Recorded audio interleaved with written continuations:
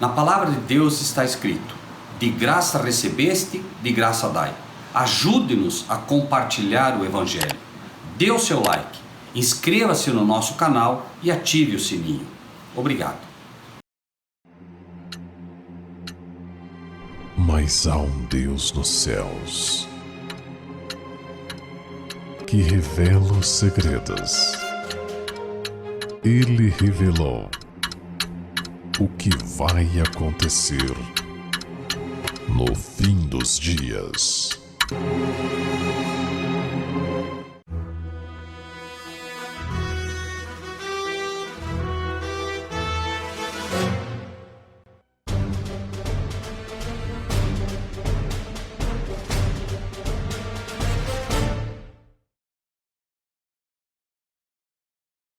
A graça e a paz de Deus e do nosso Senhor Jesus Cristo esteja conosco. Amém. Irmãos, hoje nós vamos falar um pouco sobre uma parábola, a parábola do tesouro escondido, das pérolas e da rede. Tá?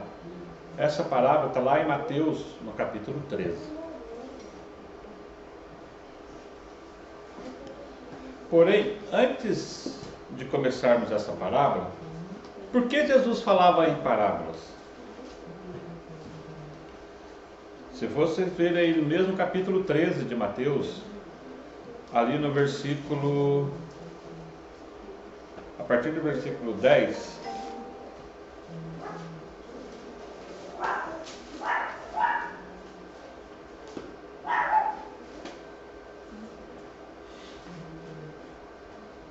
por que Jesus falava em parábolas?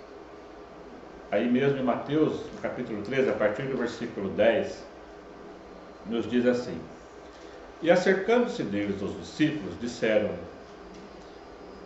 por que lhes fala por parábolas? E respondendo, disse-lhes: porque a vós é dado conhecer o mistério do reino dos céus, mas a eles não lhes é dado. Porque aquele que tem se dará e terá em abundância, mas aquele que não tem, até aquilo que tem lhe será tirado. Por isso falo por parábolas, porque eles vendo não veem, e ouvindo não ouvem, nem compreendem. E nele se cumpre a profecia de Isaías, que diz: ouvindo ouvireis, mas não compreendereis, e vendo vereis, mas não percebereis. Porque o coração deste povo está endurecido, e ouviu de mau grado com seus ouvidos, e fechou os olhos, para que não veja com os olhos, e ouça com os ouvidos, e compreenda com o coração, e se converta, e eu o cure. Mas bem-aventurados os vossos olhos, porque veem, e os vossos ouvidos, porque ouvem. Amém? Amém.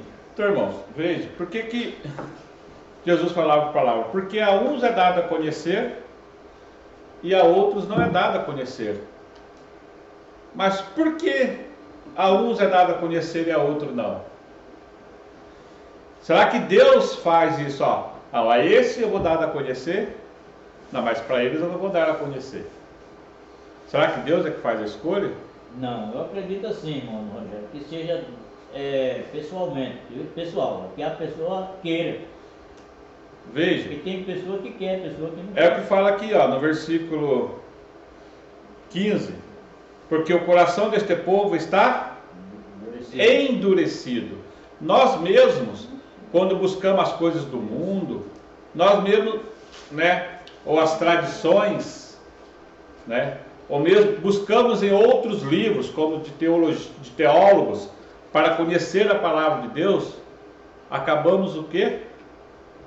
Fechando, ou obscurecendo nossos olhos, e nós como vemos, mas não conseguimos enxergar.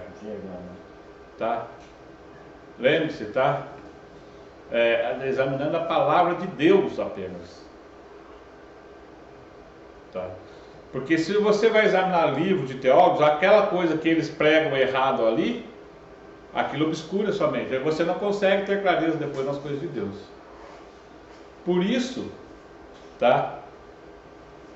As tradições também, mas tem essa tradição, é assim, assim, pessoas voltadas, aquelas tradições, aquelas coisas que você tem voltadas às tradições, ela acaba que não deixa ver com clareza. Não é Deus que esconde.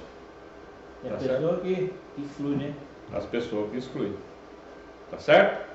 Então agora sim, vamos à parábola, no capítulo 13, versículo 14 de Mateus, versículo 44 de Mateus.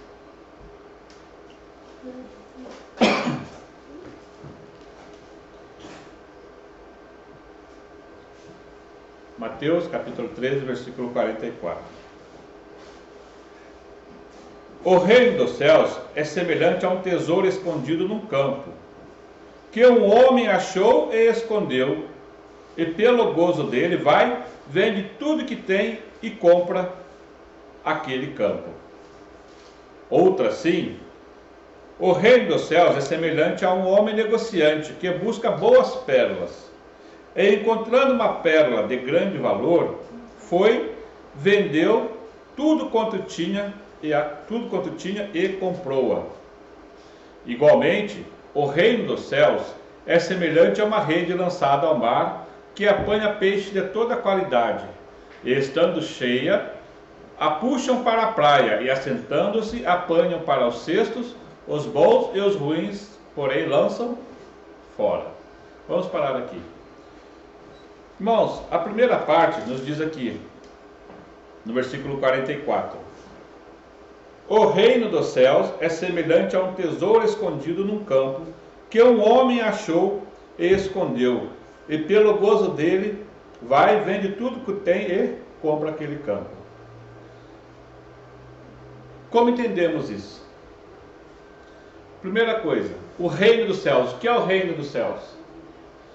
A Bíblia muitas vezes nos fala do reino dos céus, do reino da glória e às vezes do reino de Deus.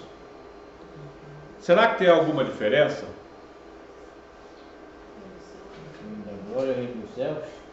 Reino da glória, tem o trono da glória, tá? Se tem um trono é porque tem o reino da glória. Tem também o reino dos céus, como é que fala aqui? Tem o reino de Deus. Deus é perfeito ou não é perfeito? Sim. Por que tem lugar que ele fala reino do Deus? Por que tem lugar que ele fala reino da glória? Por que tem lugar que ele fala reino dos céus?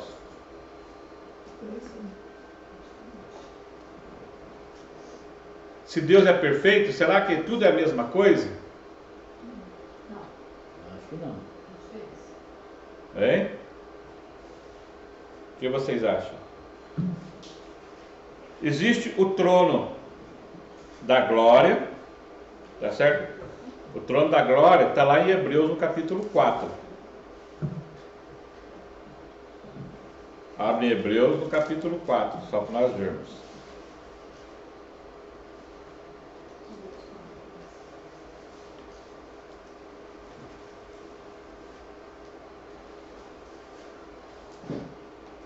Tá? Hebreus capítulo 4.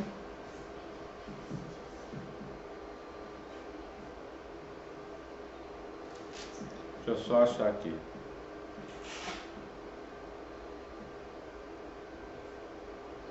Versículo 16.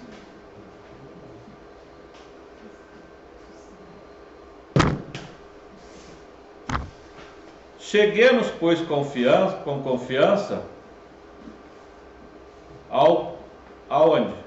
O trono da graça, a minha está escrito. Ao trono Da graça. ao trono da graça, né? Se tem um trono da graça, é porque tem um trono, é porque tem um reino da graça, porque um trono, o que tem num trono? Tem um rei, tá certo? É. Se tem um rei é porque tem um Trono. reino, Reino. tá certo? Então temos o trono da graça. Deixa eu só ver se eu acho aqui onde que está o trono agora da glória.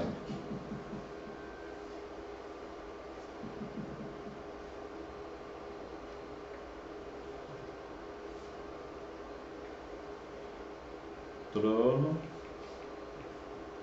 da glória. Só um momento.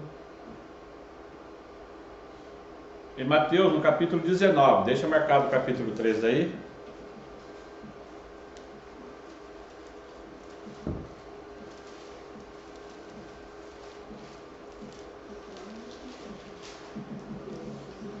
Em Mateus, no capítulo 19, ali no versículo 28, nos diz assim: E Jesus disse-lhes: Em verdade vos digo que vós, que me seguis, quando na regeneração o Filho do Homem se assentar no trono da sua glória, também vos assentarei sobre 12 tronos, para julgar as 12 tribos dele. Então, quando ele vier, olha só que interessante, ó. Quando o Filho do Homem assentar-se no trono da glória. Tá? O trono da glória é quando Jesus voltar como Rei dos Reis. Aí ele vai ser coroado rei e vai assentar-se no trono da glória. Porém, o trono da graça, e vai estabelecer-se o reino da glória.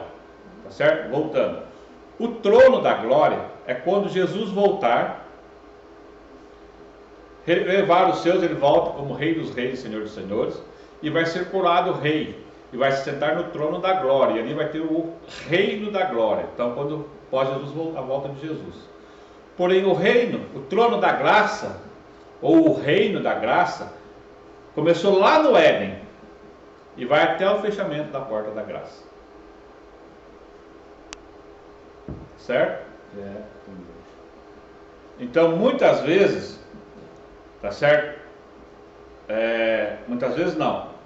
Toda vez que fala de reino dos céus, está falando do reino da graça.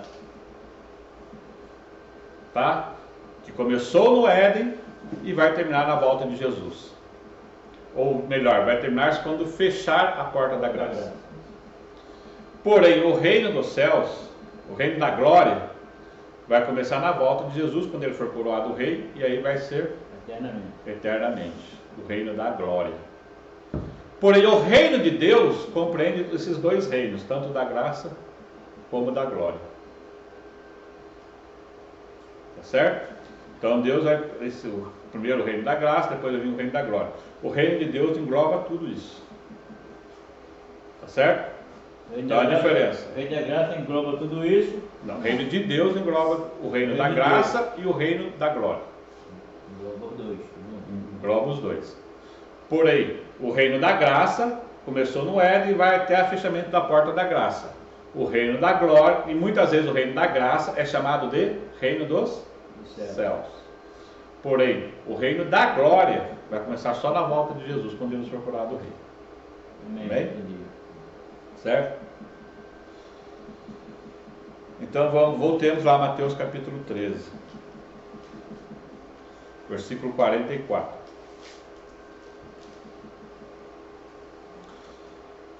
Também o reino dos céus, que é o reino da graça, né, é semelhante a um tesouro escondido num campo.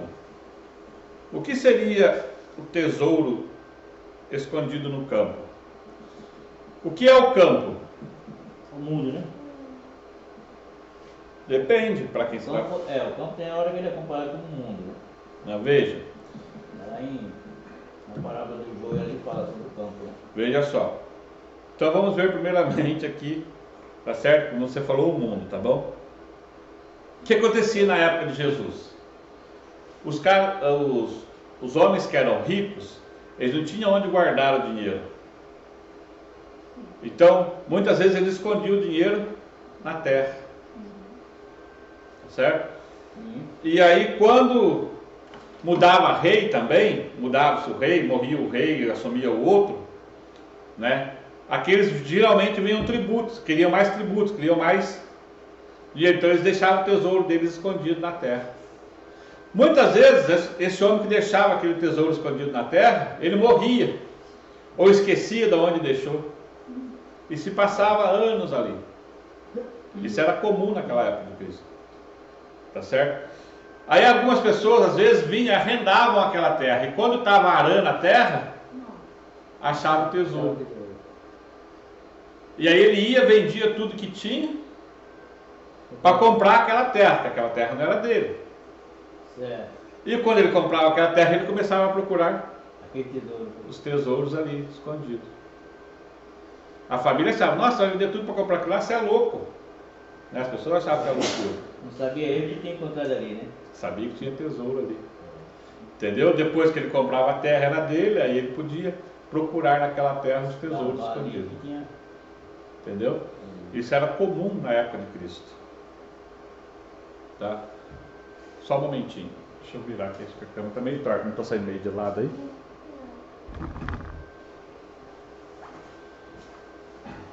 Tá certo? Então isso é comum. Porém, para nós, o que é o campo? A palavra de Deus. A palavra de Deus para o cristão é o campo. Tá certo? E o que é o tesouro? O tesouro é a sabedoria que a palavra nos traz. É o conhecimento. Tá? Então, levando em conta que, né, o reino dos céus é semelhante ao homem que vende tudo que tem para comprar uma terra para caçar o tesouro, para nós cristãos, o reino dos céus é procurar na Bíblia pela sabedoria. Largar toda a sua vida e se dedicar totalmente à palavra de Deus. Para achar a sabedoria. Quer ver? Vamos abrir em Jó, no livro de Jó, no capítulo 28, versículo 12 em diante.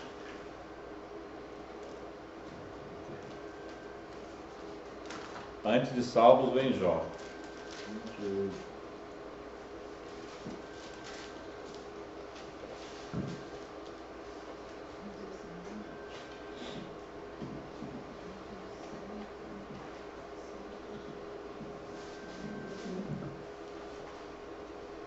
Mas onde se achará a sabedoria?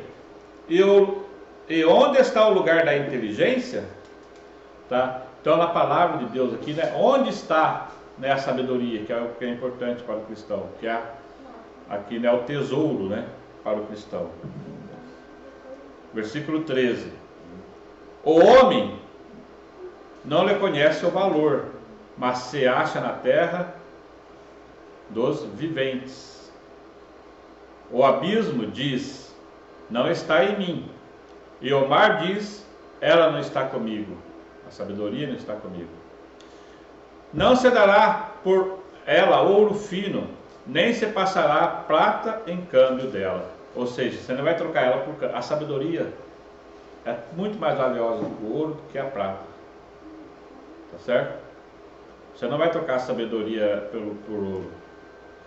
Nem se pode comprar com ouro. Não adianta você ter riqueza, você não pode comprar, porque ela é de graça. Nem pelo precioso onix, nem pela safira. Com ela, você não pode comprar o ouro ou o cristal, nem se trocará por jóia de ouro fino. Ela faz esquecer o coral e as pérolas, porque a aquisição da sabedoria é melhor do que a dos rubis. Não se lhe igualará ao topázio da Etiópia, nem se pode comprar com ouro puro. De onde, pois, vem a sabedoria? E onde está o lugar da inteligência? Porque está encoberta aos olhos de todo vivente e oculta às aves do céu. A perdição e a morte dizem, ouvimos com os nossos ouvidos a sua fama. Deus entende o seu caminho, e Ele sabe o seu lugar. Deus sabe onde está a sabedoria.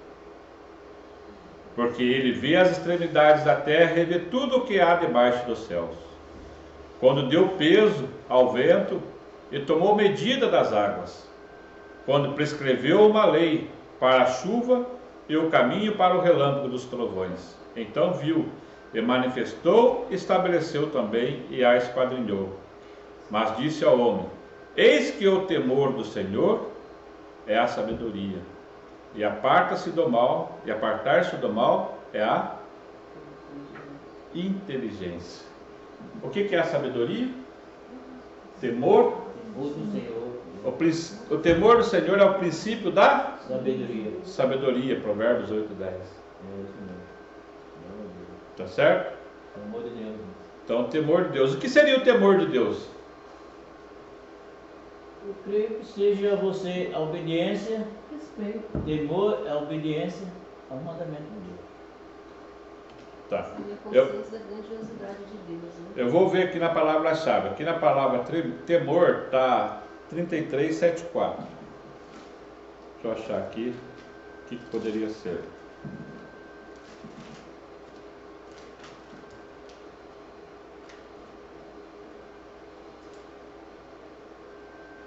Temor é uma coisa, tremor é outra. Né? Temor 33:7,4. é tudo que você obediência. Ó, feminino, tá. Temor, reverência moral, tá certo? Substantivo significa temor. Temor normalmente se refere ao temor para com Deus, visto que é sua qualidade positiva. Esse temor reconhece as boas intenções de Deus. Ele motivará a alegria até mesmo o Messias, né? Até Jesus tinha temor, né? Quer dizer, então, boas intenções, né? E reverência moral. Isso é o temor. Ou seja, né? Aquele que tem reverência moral, reverência à lei de Deus, tem temor de Deus. Porque a lei de Deus é o caráter, tá certo? É a moral de Deus. Então a sabedoria só vai ser dada, primeiramente, que o princípio da sabedoria é o temor do Senhor. Ela vai ser dada primeiramente àqueles que guardam os seus mandamentos. Amém. Aí começa. Glória a Deus. Muitos vão ter conhecimento, mas E sabedoria. até porque, irmão Rogério, também, completando a palavra do irmão aí, diz lá em Eclesiastes 13, né? E o fim de tudo a suma de tudo teme a Deus e guarda os seus mandamentos. Ó, a suma quer dizer, a suma que é o total, né? A plenitude. conclusão de tudo, A conclusão de tudo. Ó. Teme a Deus e guarda os seus mandamentos. Então tá. Eclesiastes fala. Voltemos ali a Mateus capítulo 13.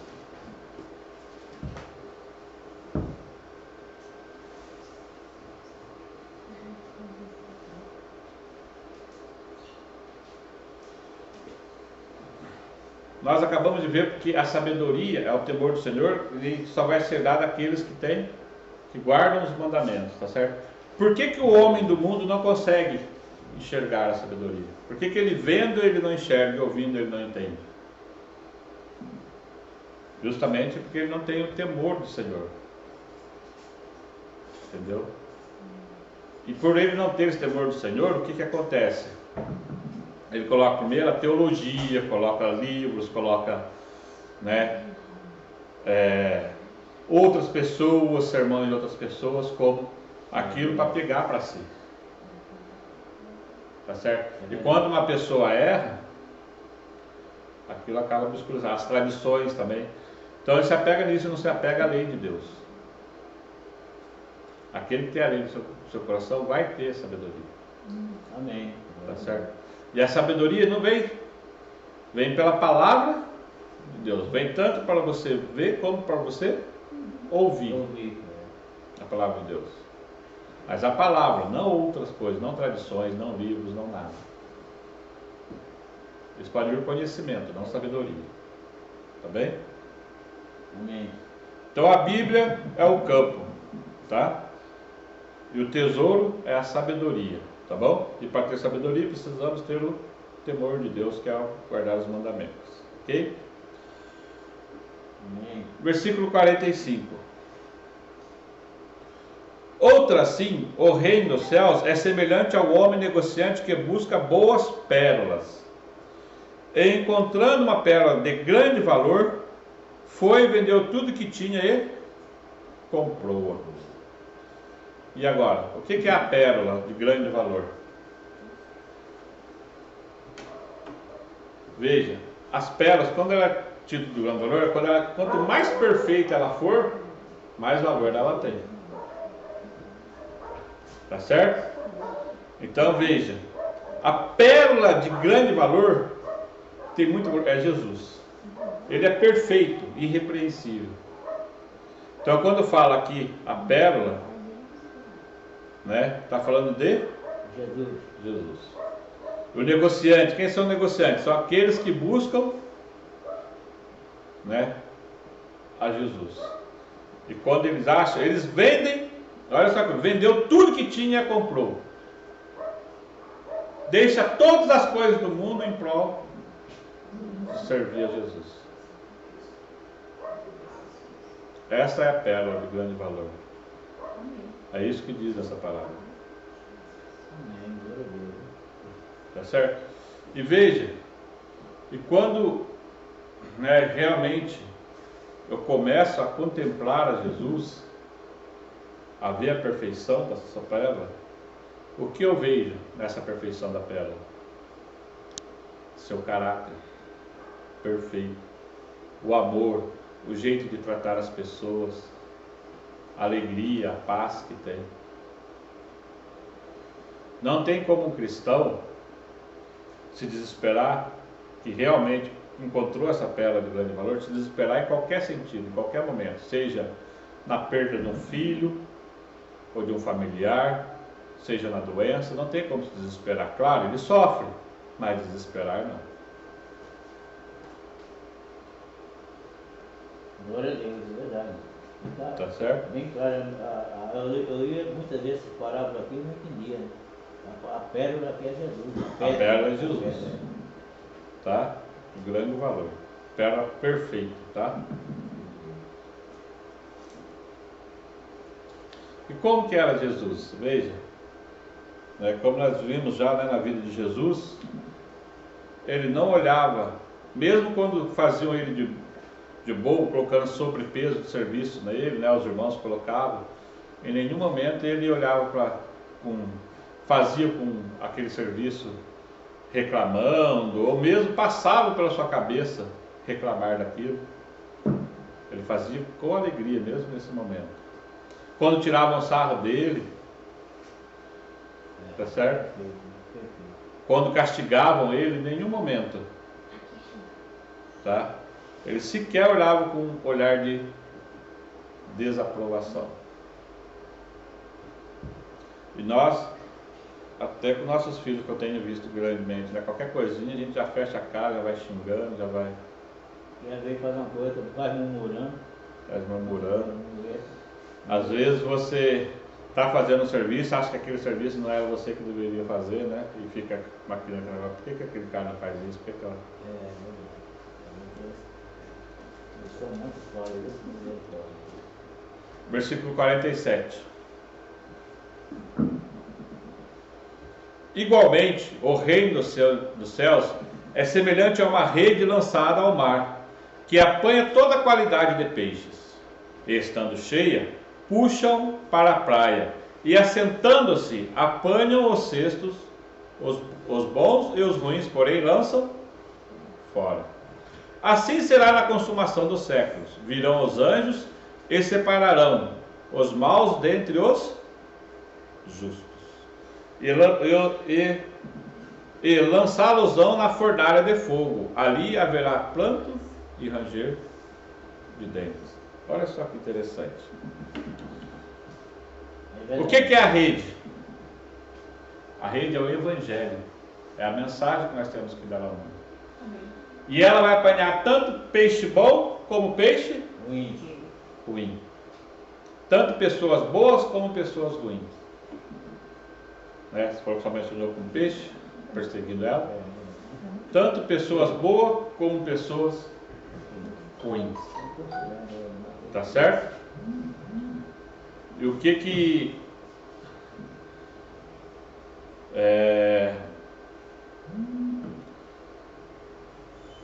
veja, e o que é quando assentou, ó, versículo 48, estando cheia, puxaram para a praia, e assentando-se, o que significa isso? Assentando-se, apanharam o cesto e fizeram a separação. Isso é acredito que Deus, né, no final do século, né, vai vir. Juízo. Juízo, é. O juízo que escolhe o que é bom, o que é Ruim, que é ruim.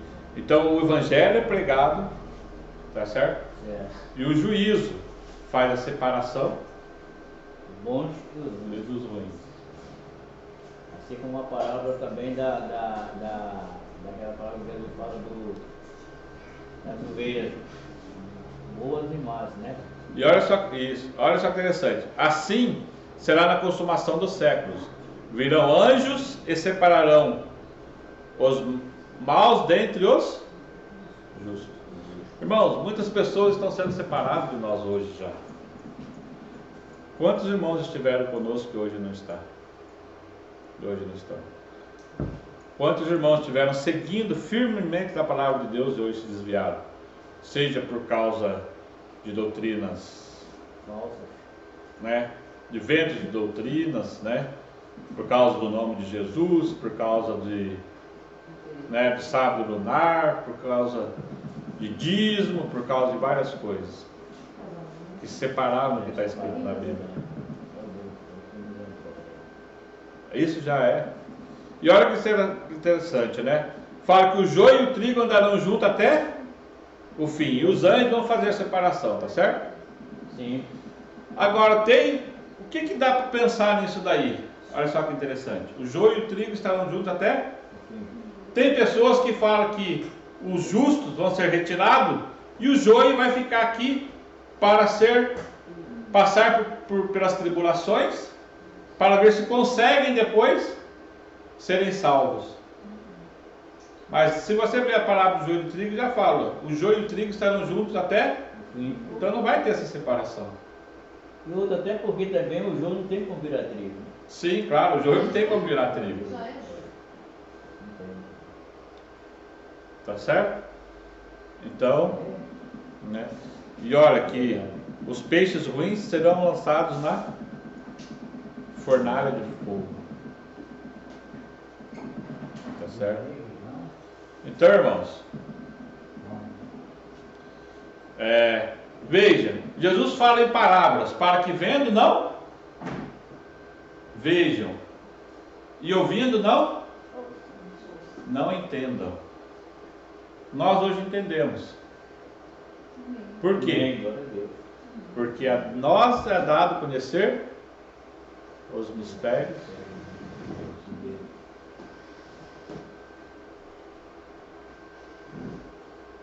Até quando?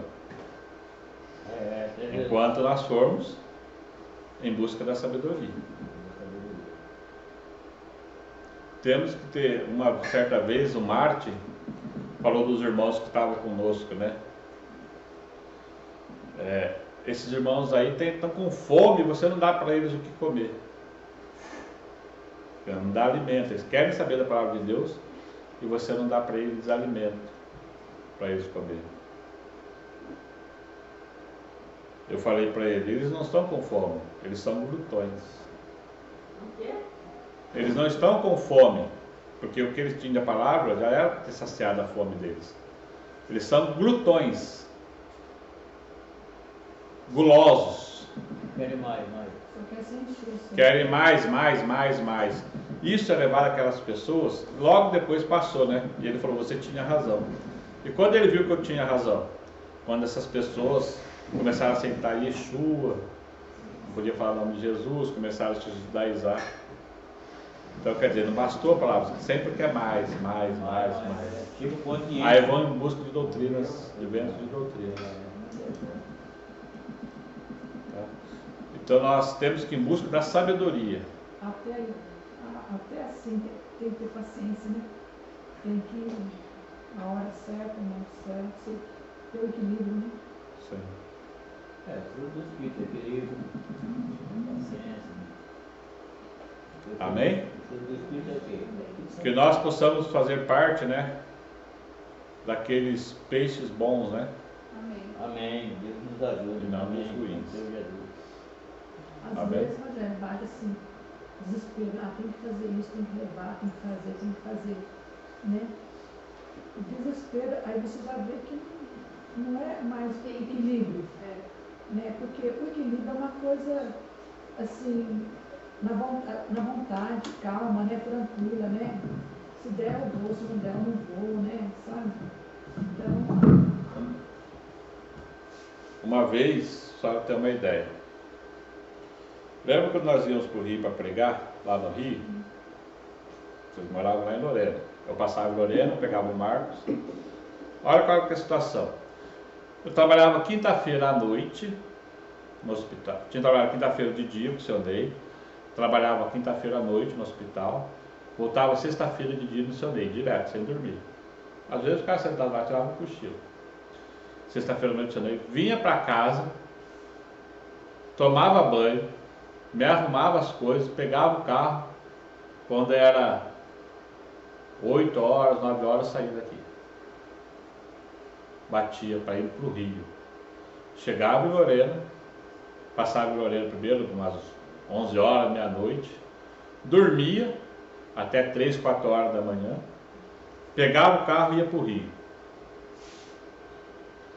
Chegava no Rio 7, 8 horas da manhã, pregava lá na Ilha do Governador, de manhã, a parte da tarde, atravessava o Rio, ia lá em Campo Grande, parte da tarde, voltava para o centro do Rio, lá no Botafogo, à noite, começava ali 6, 7 horas da noite, quando era 11 horas da noite, já do sábado, 11 horas e meia eu estava saindo para vir embora. Eu vim embora, não podia ficar em Lorena para não perder a hora, deixava o Marcos em Lorena e vim embora para São Paulo. Para chegar domingo de manhã e voltar a trabalhar no seu Ney, sem dormir. E à noite eu já ia para o hospital, e na segunda-feira de cedo eu ia para o seu Ney, e só na segunda-feira à noite eu ia dormir. Quantas vezes eu fiz isso? Agora, né, você acha que Deus queria isso? Não acredito que não, né? Aí já é um pouco de intemperança, né? Vai intemperança, né? Entende? Sem dormir desde quinta-feira, só ia dormir na segunda-feira à noite. Dormir mesmo, né? Dava os cochilos, ficava sentado, podia sentar que cochilava, né? Imagina o carro, parava, eu levava o Marcos para o Marcos dirigir para mim, porque eu cochilava muito. Algumas vezes eu ia sozinho, o Marcos não ia. E uma noite, por 6 vezes, eu quase bati no guarda-rei. Por 6 vezes eu contei. Deus guardou, protegeu o irmão. E isso do Rio até Lorena. Aí essa noite eu parei em Lorena, porque eu não aguentei. Agora, muitas vezes a gente faz as coisas pra gente achando que está fazendo para Deus. Deus não quer um tipo dessas coisas. É verdade, Deus não quer assim. Deus quer, o domínio próprio, Deus quer que seja, né, temperante, né? Não teve noção de temperante. Então, só para completar o que a senhora falou, às vezes a gente quer muito, muito, muito assim, tá? A gente erra em excesso, né? Excesso. Na palavra de Deus está escrito que nós devemos compartilhar o que recebemos. Assim, se você gostou desse vídeo, dê o seu like, inscreva-se no nosso canal e ative o sininho.